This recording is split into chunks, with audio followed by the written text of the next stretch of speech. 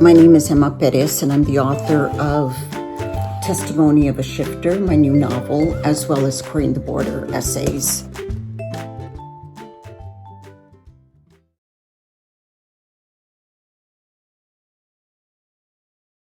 The kernel of Testimony of a Shifter came to me in 1980 when Ronald Reagan was elected. And that night, when our illustrious Jimmy Carter lost, I had a nightmare.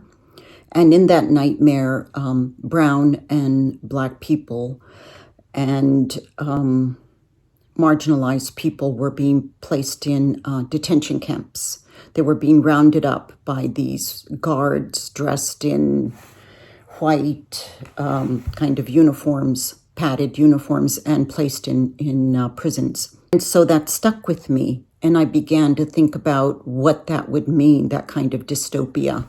So what I did is I wrote about 25 pages that I carried around with me for a couple of decades. And then I finally sat down and wrote all of the novel during COVID.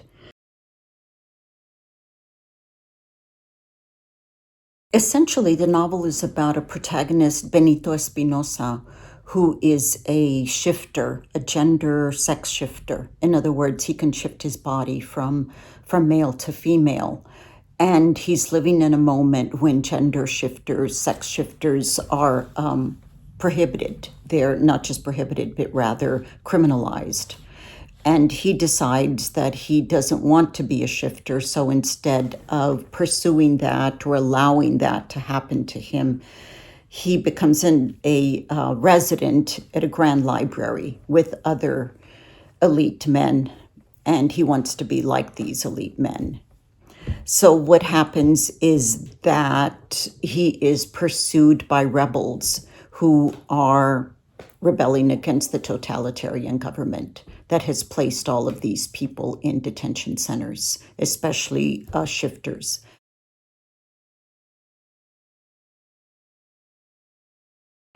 I think that speculative fiction and sci-fi really permit us to explore not just issues of gender, but race, racism, classism, poverty, all kinds of differences, neurodivergence, disabled people, and it allows us to do so in ways that you can't do it as well with in realism. And so one of the things that I wanted to do when I explored this that felt a little bit different is that for me, queerness was very, very vital. I came out in the 1970s as queer, as lesbian, and it was the gay liberation movement. It was the Chicana movement. It was the Black Panther, Black liberation movement. So much women's liberation, of course. So much was going on at the time, and I think that I wanted to keep that kernel. I wanted to continue to explore that and to explore it in a piece of fiction where people are rebelling against totalitarian governments and rebelling against those who are repressing them and oppressing them.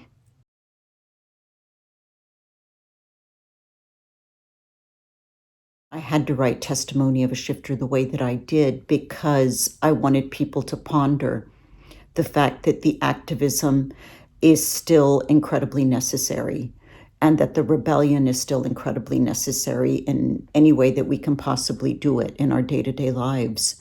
I want people to ponder the manner in which transgender bodies, queer bodies, lesbian bodies, gay male bodies, all of these are being attacked and that many people are dying.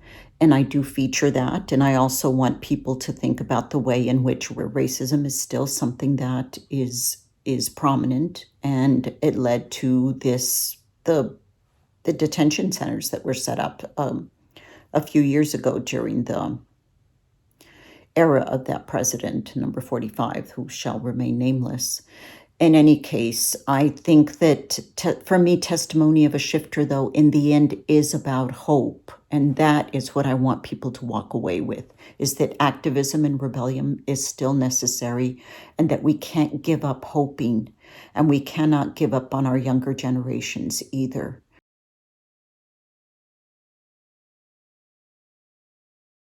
My scholarly background definitely impacts my creative work. As historians, those of us, the few of us who were Chicana historians, although we have close to 100 now, I believe. When I started out, there were only 5 of us. This is what we do. This is what my generation of the 70s and 80s did, is that we were exposing the stories of marginalized people. For me, it was Chicanas.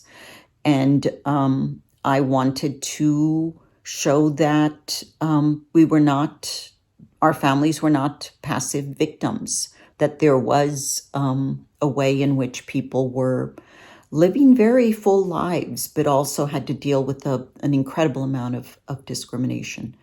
And so I definitely work on exposing that. But creative writing for me as a scholar has always been incredibly vital to my development as a writer in academe as well as a fiction.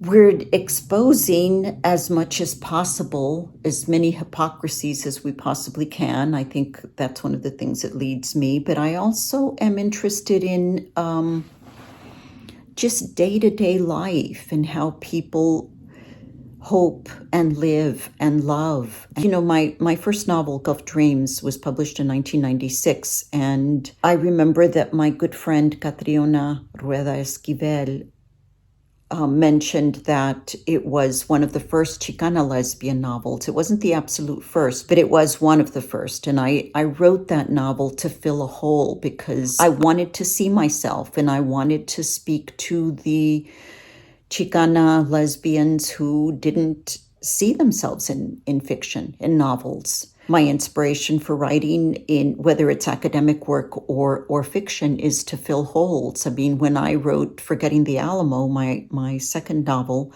was precisely because I wanted to tell the story of a Chicana butch Mexicana protagonist on the frontier who falls in love with women and who is fighting the Anglo-Texans who have invaded Chihuahua. So I think there is always an overlap. There's no way that I could do one without the other. And I love fiction. And again, I am very, very fortunate that Arte Público has published both of these books. So I hope you read this. And as you can see, there's a really nice blurb from Booklist that says, for fans of Ursula K. Le Guin and Margaret Atwood, Testimony of a Shifter is the queer feminist dystopian novel readers have been searching for. So if you have indeed been searching for it, here it is. Please read it. Let me know what you think. And thank you so much for listening in.